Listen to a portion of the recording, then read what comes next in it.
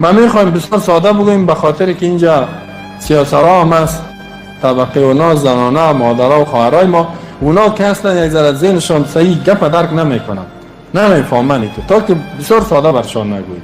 میخوایم که اونا بفهمن، کلگی بفهمن و هر کسی که اینجا حال نشر میشه، هر کسی بی سواد هم هست گپ درک کنه.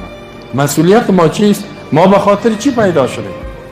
امروز اکثریت مسلمانان میگن ما به خاطر خوراک، خلاص همین پیسه داشت، خوراکی صحیح بود، خانه و یش الحمدلله شکر، یک لقمه نان حلال است پیدا میشه، خلاص کل دین در یک لقمه نان جو کردن، نکردن کلگی نمیتو کردن. یک لقمه نان خوب است که پیدا میشه که اولادکای نانک خدا میخورم، یک خانگک به خود جور کرده، دیگه چی آرمان دارم؟ آرمانم پوره شده. خیلی تو خواهی حیوان است دیگه میخوره و برای خود یک جای جور کرده. این زندگی حیوانی است، این زندگی اسلامی ایمانی نیست که یک لقمه نان به خود پیدا میکنی. زندگی اسلامی ایمانی است که دنیا را اصلاح کن. تو در فکر اصلاح امت باش، در فکر اصلاح انسانیت باش، در فکر اصلاح تطبیق نظام الله در آخرین نقطه دنیا باش.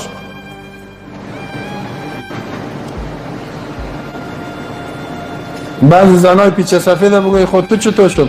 الحمدلله اولادای ما ماروسی کرد، هم یک نواسه یک مانده و نمو هم کاروسی کنه دیگه آرمانم پوره شد. دستم در قبرم شاخ نمیمانه و چی نمیمانه. اینی فکره. ای بی بی های ماست. بابا کلانای ما را ببینی همو تو، بابای ما و نیاکان ما و اجداد ما. وقتی که بی بی تو فکر داشته باشه، بابایی تو گپا بزنه، از یه اولاد چی جور شده؟ کل فکر اینمیز کار کو بچیم، پیسه جمع کو، اولادای تعارضی کو، نواسای تعارضی باز که مردی خیر است. مردی خیر است. بسیار یک فکر باطل، بسیار یک عقیده خراب.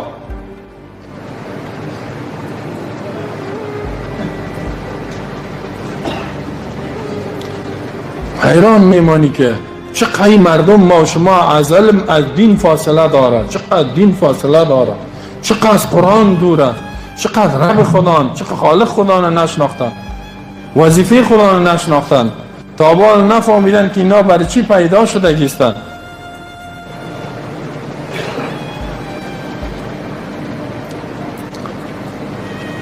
انبیاء علیه السلام امتی هایشان کلگی را الله گفته بود نظام الله را تطبیق کنین، در غیر عین وقت خود اسلام میکنین، عمل میکنین، دیگرها را.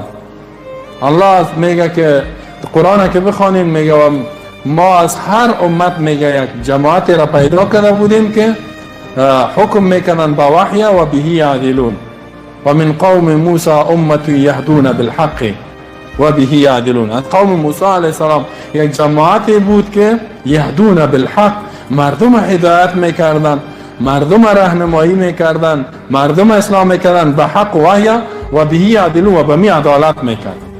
در هر امت همینطور بوده است. خاتم النبیین آخرین انبیاء را الله روان کرد. حال میفهمین چه وقت شده؟ بعدی نمیفهمه که از این پیامبر ما چه وقت شده. بیش از 1400 سال پیش پیامبر محمد از دنیا رفت.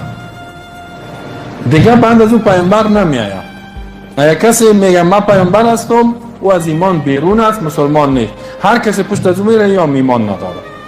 حالا متاسفانه که ببینید در جای پیامبرای نو پیدا میشه، نو مردم میان پیامبران من رسول خدا هستم میگن.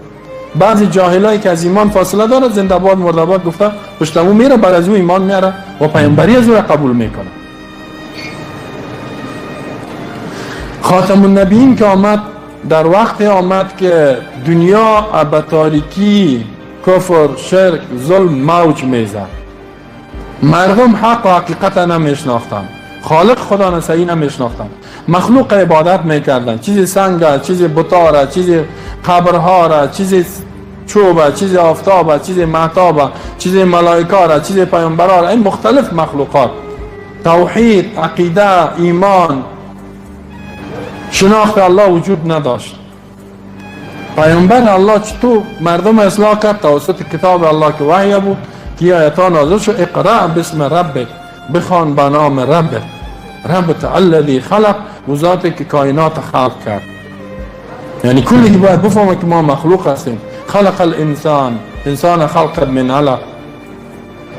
پیامبر صلی الله علیه و سلم دعوت خدا آغاز کرد. الله پیامبر در هر آیات ها رو ببینید اتبع ما اوحی الیک فاستمسک بالذی اوحی الیک، چنگ بزن با آنچه که به تو وحی میشه. وحی چیز؟ قرآن، سنت، حدیث برات داده میشه، برات القا میشه، برات نازل میشه.